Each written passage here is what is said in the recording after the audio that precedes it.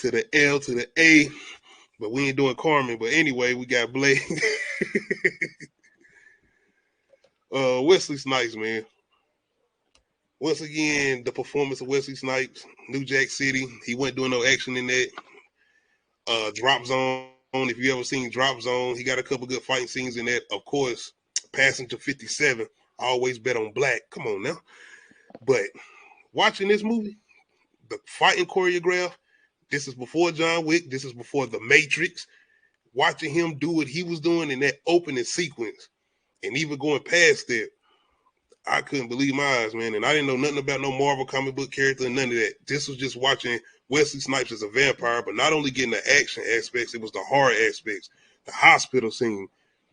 Them niggas was just having a conversation, and I know where he pop up out of nowhere biting over.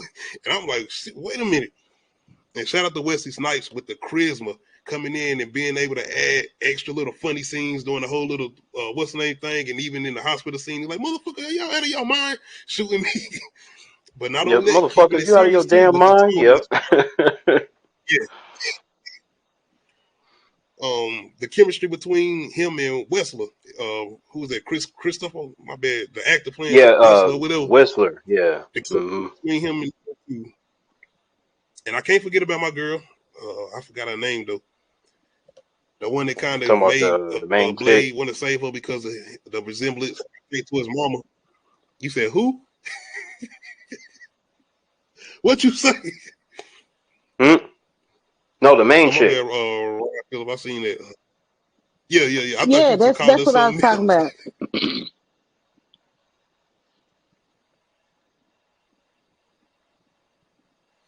Ryan Phillips. Damn. Robert.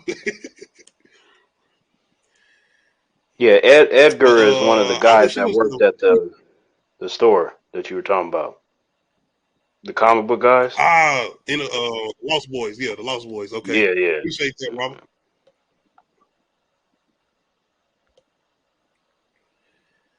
But yeah, man, once again, you got a movie where we got to build up to a big fight at the end as far as Blade versus Frost. And not only that, the whole revenge aspect as far as Frost having to do something with his mama. So yeah. Definitely got to put Blade at number one as far as top 10 vampire movies for me. You know what's interesting about that?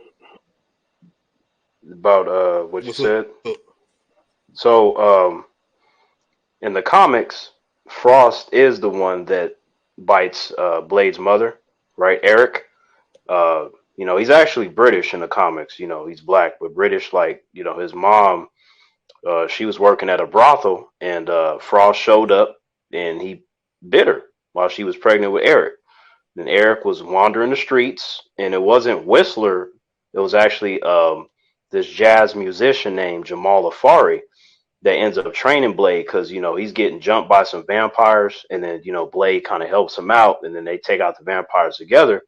And he tells him, hey, how about I train you to be a hunter of these creatures? So they go back to the brothel, and they do their training in the basement of the brothel. And then he sees that Eric is good with blades and knives. So that's how Blade gets his name.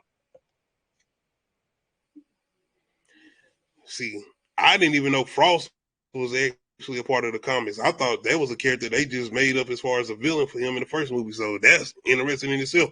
I ain't never read the comics as far as Blade. Sadly, he don't have a lot of comics. Yeah, he don't have a lot of comics, unfortunately, Blade, but yeah. And we probably ain't gonna get no movie either no time soon the way it's looking. But I know a lot of people be saying Blade 2 is the better one out of the franchise. I think the CGI is absolutely horrendous in Blade 2 when it comes to the fighting. So I'll stick with the first Blade, being that they don't use no CGI when it comes to the fighting. It's all practical, choreographed fighting. Part 2, though, shout out to Guillermo del Toro. I know he directed Part 2. My bad if I said his name wrong. You talking about Guillermo del Toro? But to be fair though, Nomak as a villain, man, Nomak would beat the piss out of Frost though. Let's be real though. Like that wasn't the issue. It was just that wasn't the issue. They took it up a notch as far as introducing us to that type of villain, but not only that, introducing us to this type of vampires and not seeing them type Right. of vampires in a movie like that before. Right. Yeah. The way they mouths open up and stuff, I was like, dang, that's That's it.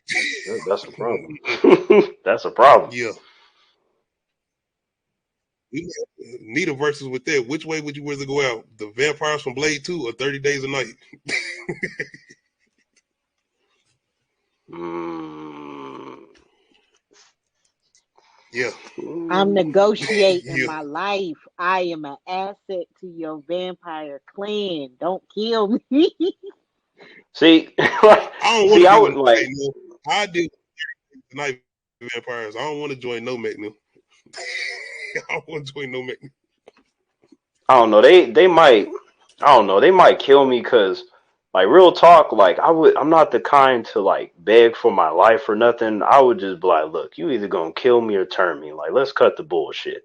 But between the two, I'd rather be with the 30 Days of Night vampires, just because I ain't trying to have my mouth open up like that, like Nomak. And they seem to be dumb as hell, and Nomak is clearly infinitely more intelligent than the cronies. So, at least with 30 Days of Night, all Exactly. their intelligence is pretty much the same. You know what I mean? So yeah. We all got input with 30 Days a Night.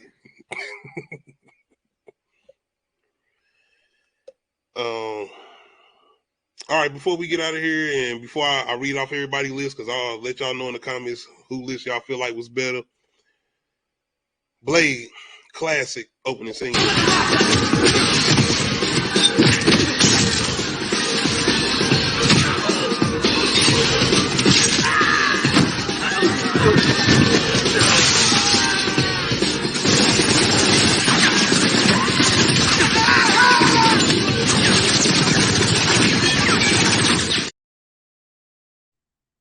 Amazing. Amazing. Still to this day, 2023. I am telling you, I am betting my life on the fact that the MCU will not come close to that. It don't matter. I'm telling you, it No, ain't gonna happen.